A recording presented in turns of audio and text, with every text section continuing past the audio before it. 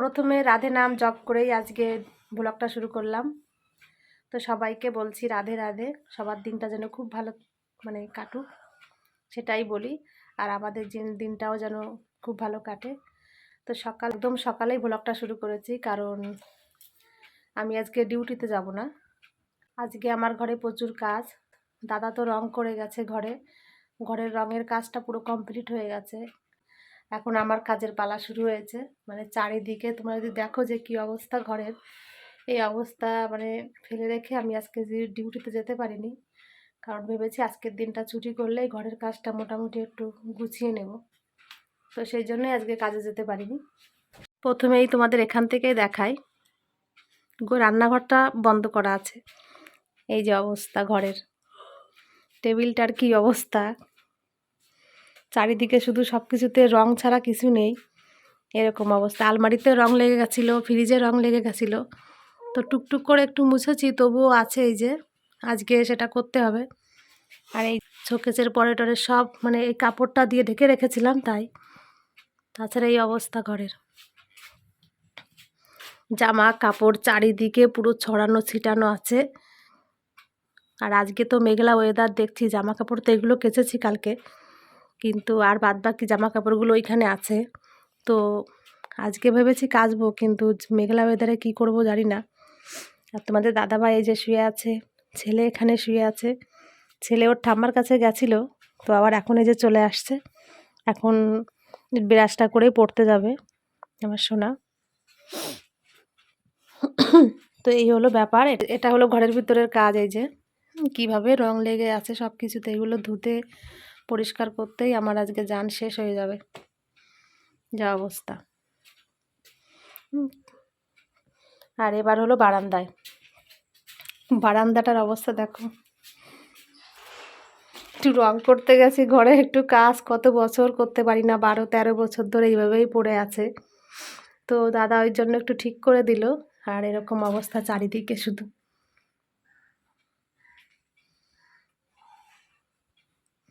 আজকে মোটামুটি অনেকটা আমি কাচিয়ে নেব এখন। ওই জন্য সকালবেলা ঘুম থেকে উঠলাম, অনেক সকালে আজকে ঘুম থেকে উঠে গেছি যে এগুলো সেরে উঠতে হবে তো আমাকে।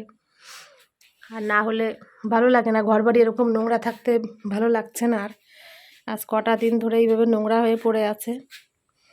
বাইরেটাও কি অবস্থা, চারিদিকে শুধু নোংরা ছাড়া কিছুই নেই এখন। তো তোমরা তো দেখলে ঘরের অবস্থা কি। তো এইগুলো আজকে আমাকে সারতে হবে। আজকে মনে হয় না একদিন আমি পেরে উঠবো, কারণ প্রচুর কাজ আছে ঘরের ভিতরে। তো বেশি কথা এখন আর বলবো না তোমাদের সঙ্গে, আমি তোমাদের সঙ্গে পরে আবার কথা বলবো। আমি আগে টুকটুক করে কাজগুলো সেরে নিই। আর সকালবেলা উঠে না নিঃশ্বাসটা নিতে কষ্ট হচ্ছে, কথাই বলছি তোমাদের সঙ্গে হাঁপিয়ে যাচ্ছি, এরকম করে কথা বলছি। এবার রাত্রের বেলায় প্রচুর কেশেছি, দম ছাড়তে পারছিলাম না, এরকম একটা ব্যাপারও হয়েছে আমার এখন। এই শীতকাল আসলে আমার খুব কষ্ট হয়। তো যাই হোক, আমি তোমাদের সঙ্গে আবার পরে কথা বলছি। আমি এখন টুকটুক করে কাজগুলো সেরে নিই, কাজের ফাঁকে তোমাদের সঙ্গে আবার কথা বলবো। সকাল থেকে অনেক অনেক কাজ করলাম, হাঁপিয়ে গেছি কাজ করতে করতে এখন। তো ঘরের ভিতরটা একটু পরিষ্কার হয়েছে, আর বাইরে বারান্দাটা তোমার দাদাভাই যেখানে থাকে সেই বারান্দাটা এখনও পরিষ্কার করতে পারিনি। জলটাও চলে গেছে, টাইম কলের জল। তো এই সকাল 6টার সময় উঠেই 9টা পর্যন্ত একভাবে কাজ করলাম, 9:30 পর্যন্ত। এখন পুরো 9:30 বাজে। তো একভাবে কাজ করে এখন রান্নাঘরের দিকে যাব। হাঁপিয়ে গেছি সত্যি, কাজ করতে করতে এতটা কষ্ট হচ্ছে এখন। তোমাদের একটু দেখাই যে আমি কতটা পরিষ্কার করে ফেলেছি ঘরের ভিতরে। এখন বারান্দাটা প্রচুর নোংরা আছে, বারান্দাটায় আবার 11টার সময় যখন জল আসবে তখন ওটাতে হাত দেব। তারপরে সমস্যা হচ্ছে বাইরে আজকে বৃষ্টি পড়ছে। এবার ভেবেছিলাম যে কিছুটা জামা কাপড় কাচবো, কিন্তু আজকে আর জামা কাপড়টা কাচা হবে না, জামা কাপড়গুলো যেভাবে আছে ওইভাবেই থাকবে। আর একটু রোদ উঠলে তারপরে কাচাকাচিটা করে দেব। তো তোমাদের একটু দেখাই, দেখো গলাটাও শুকিয়ে গেছে আমার। এই যে ঘরের ভিতর কি অবস্থা ছিল, তো সেইগুলো একটু অনেকটা পরিষ্কার করতে পেরেছি। এবারে ঘরটা পরিষ্কার করার সময় ফ্রিজটা আমাদের ছিল এখানে, কিন্তু আলমারিটা এখন এখানে রেখেছি আর ফ্রিজটা রেখেছি ওই সাইডে। কারণ এই যে ফাঁকা জায়গাটা আছে, এই যে এখানে ভেবেছি এই ফাঁকা জায়গাটা একটু তাক বসাবো। তাক বানালে পরে তাহলে আমার যে মুড়ির কোটো ডালের কোটো থাকবে, তো সেখানে একটু রেখে দেবো এখানে, তাহলে পরে মানে ঘরটাও নোংরা দেখাবে না, ভালো লাগবে, জায়গাটা ফাঁকা পড়ে আছে ওই কারণে। তো ঘরেরটা মোটামুটি একটু কমপ্লিট আমি করতে পেরেছি। খাটের নিচটি সব পরিষ্কার করে ফেলেছি একদম, মানে সকাল থেকে ঘর ধোয়া পাল্লা তো কম কাজ না, বিছানা কাঁথা পরিষ্কার করা, কিন্তু জামা কাপড়গুলো এখনও সেইভাবে আছে, ওগুলো তো এখন হাত দিচ্ছি না, রোদটা উঠলেই হাত দেবো। আর এই যে বাইরেটাও অনেকটা পরিষ্কার করতে পেরেছি। এখন এই কোটোগুলো ধুতে হবে, আজকে প্রচুর কাজ আছে। এই দেখো ঘরের সব কোটোগুলো বের করেছি, ধুতে হবে। তারপর এই যে বারান্দাটা এখনও হাত দিতে পারিনি, এটা 11টার সময় জল আসলে তারপর আমি হাত দেবো এখানে। এই সকালবেলা সকাল 6টা থেকে 9:30 পর্যন্ত কাজ করলাম ঘরের কাজ সেরে এখন চলে আসলাম রান্নাঘরে জামা কাপড় চেঞ্জ করে। তো এখন এখানে চা বসিয়েছি আর কটা ভাত আছে ওখানে, যে ভাত করে রেখেছিলাম ফটাফট, মানে কাজের ফাঁকে একটু ভাত করেছি মানে দাদা ভাইয়ের জন্য।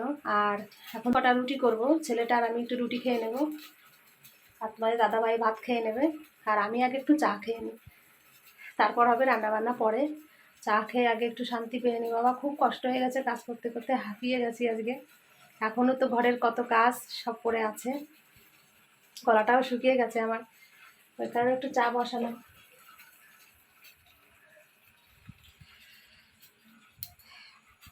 তো আমি একটু চা খাই আমাদের বাড়ির মুড়ি দিয়ে, মা তো মুড়ি পাঠিয়েছিল, সেই মুড়ি কটা দিয়ে একটু চা খাই, তারপর তোমাদের সঙ্গে পরে আবার কথা বলছি।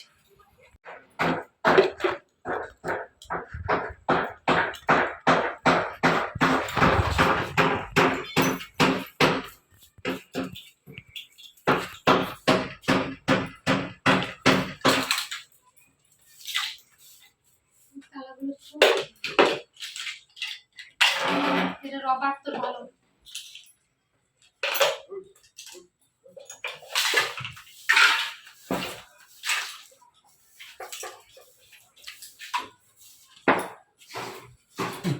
না বারান্দায় কিছুটা কাজ করে রান্না করে আসলাম, এখন এই যে এখানে ভাত বসিয়ে দিয়েছি, কারণ আমার নন্দে জামাই আজকে আমাকে একটু কাজ করে দিচ্ছে। বলছি না আমাকে সবাই খুব ভালোবাসে, কি বলবো তোমাদের, সেটা তো বলে বোঝানো যাবে না। নন্দে জামাইকে বলেছি আমাদের চৌকিটা ভেঙে গেছে, তোমাদের দাদা ভাই যে চৌকিটায় শুয়ে থাকতো এই ঘর পরিষ্কার করতে যেয়ে পুরো ভেঙে গেছে। তো নন্দে জামাইকে ডাকলাম, তো এখন নন্দে জামাই এসে এখন চৌকিটা ঠিক করে দিচ্ছে। তো দুপুরবেলা তো খাওয়া দাওয়া হবে, তো তার জন্য আমি এখন একটু চিকেন মানে মাংস নিয়েছি, পোলট্রির মাংস নিয়েছি, ওটা রান্না করব আর কটা ভাত করব। আপাতত আর বেশি কিছু করতে পারবো না, ওই এক ব্যাগের তরকারি দিয়ে ভাত দিয়েই হয়ে যাবে আমাদের খাওয়া আজকে। আর ঘরে তো কাজ আছে, সেগুলো সারবো না রান্না করব জানি না, এক হাতে সব কিছু করতে হচ্ছে তো আমাকে। তোমাদের দাদাভাই তো একটুও মানে পারে না কোনো কাজকর্ম করতেই, মাঝে মাঝে ছেলেটাকে ডাকছি আর আমি একটু করছি, এই হলো কাজ। তো এখন আমি রান্নাটা সারবো ফটাফট। আবার এই ঘরের তোমার মেঘলা ওয়েদার, বাইরে সব জিনিসপত্র আছে সব ভিজে যাচ্ছে, বৃষ্টি পড়ছে ঝিরঝির করে, কৌটো কাটা সব বাইরে রেখেছি একটু পরিষ্কার করার জন্য, সেগুলো তো সকাল থেকে ভিজছে, এখনও যেতে টাইম পাইনি ওখানে। তো এখন যে ভাবছি এই রান্নাটা বসাবো আর মাঝে মাঝে এই কৌটাগুলো ধুয়ে নিয়ে এই ঘরের ভেতরে রেখে দেবো। তোমরা দেখো আমার নন্দে জামাই মানে চৌকিটা ঠিক করে দিচ্ছে, তোমাদের একটু দেখায়। ওই দেখো ওই যে পুরো চৌকিটা ভেঙে গেছিলো, এখন ওই যে ঠিক করছে।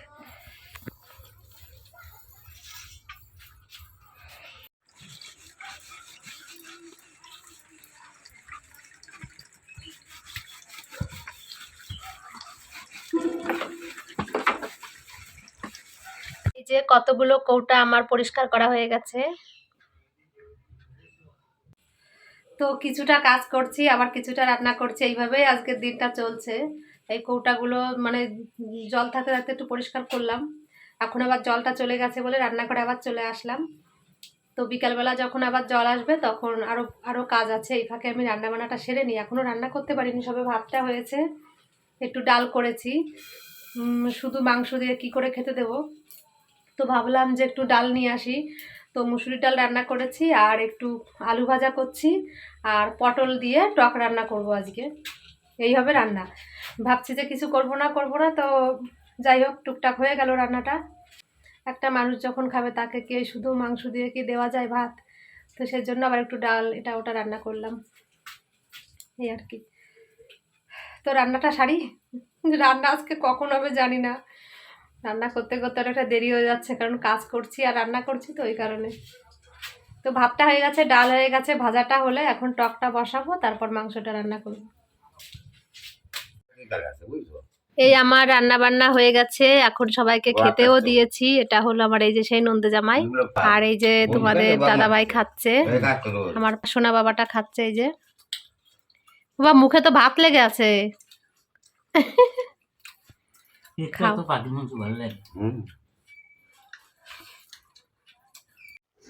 এই দুপুরবেলা খাওয়া দাওয়া শেষ করলাম, খাওয়া দাওয়া শেষ করে দাদা বসে নিয়ে যাবার শুরু করে দিয়েছে কাজ। আর এখানে আমি এই যে বারান্দাটা অনেকটা পরিষ্কার করতে পেরেছি আজকে। বলছি না আজকে এক বিন্দু বসতে পারিনি, এই সকাল থেকে শুরু করেছি তো একভাবে কাজ করে যাচ্ছি। এই দেখো কতটা পরিষ্কার করে ফেলেছি বারান্দাটা আজকে আমি। আর এখানে যে দাদা খাটটাও সেটিং করে দিয়েছে। তো আমার বাবা তো খাটের পরে উঠে খেলা শুরু করে দিয়েছে এখন খাটটা পেয়ে। পুরো নিচটাও পরিষ্কার করে ফেলেছি আমি আজকে। তো আজকে কিন্তু অনেকটা কাজ করলাম আমি। আর এখন এদিকে এই যে কাঠগুলো দেখতে পাচ্ছ, এই কাঠগুলো দিয়েই বললাম না এখানে তাক বানিয়ে দেবে দাদা, তো ওই কারণে এখন এই কাঠ নিয়ে আসছে। এই যে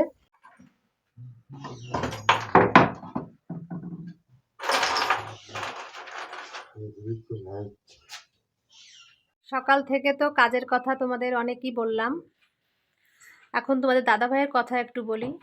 তোমাদের দাদা ভাইয়ের তো হাত মুখ যেরকম ফোলা আছে ওই রকমভাবে ফোলাটা আছে, কিছুই কোনো পরিবর্তন নেই। যে ঔষধ খেতে বলেছে ডাক্তার সেই ঔষধগুলো খাচ্ছে।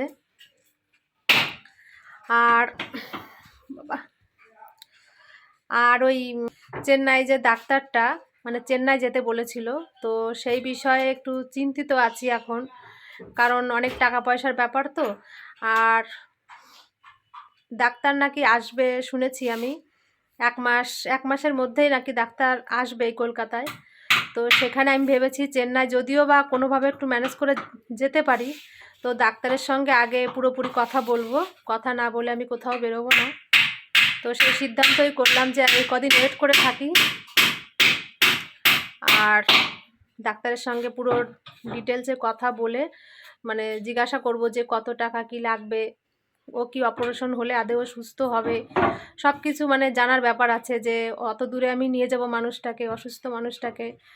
ওই কারণে ডাক্তারের সঙ্গে পুরো আলোচনা না করে আমি কিছুই সিদ্ধান্ত নিতে পারছি না।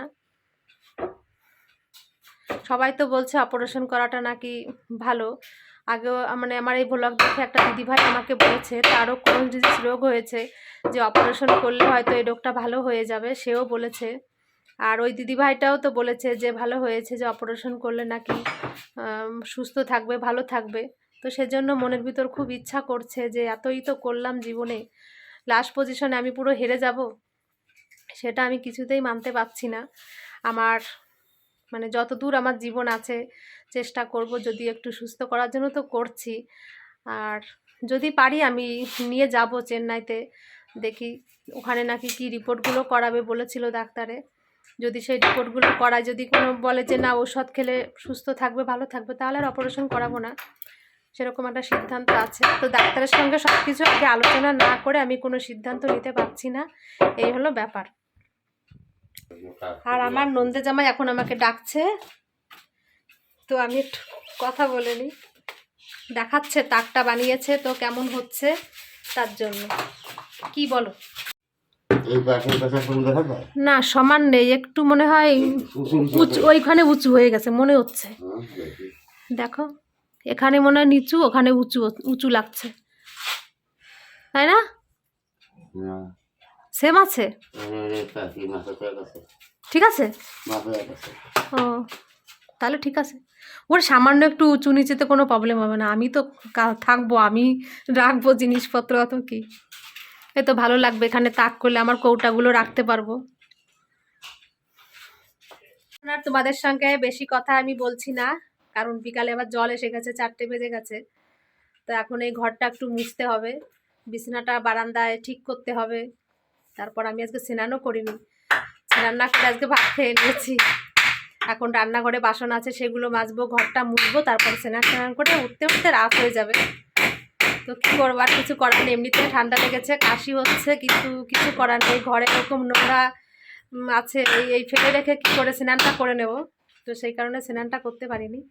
যাই হোক, আমার ভিডিওটি আমি এখানেই শেষ করছি। তোমরা সবাই খুব ভালো থেকো, আর সবাই পারলে আমাকে একটু সাবস্ক্রাইব করে দিও, কারণ তোমাদের সাবস্ক্রাইবটা আমার খুব প্রয়োজন, তোমাদের আশীর্বাদটা আমার খুব প্রয়োজন। না হলে আমি এত বড় লড়াই কি করে করব বলো তোমাদের দাদাভাইয়ের জন্য।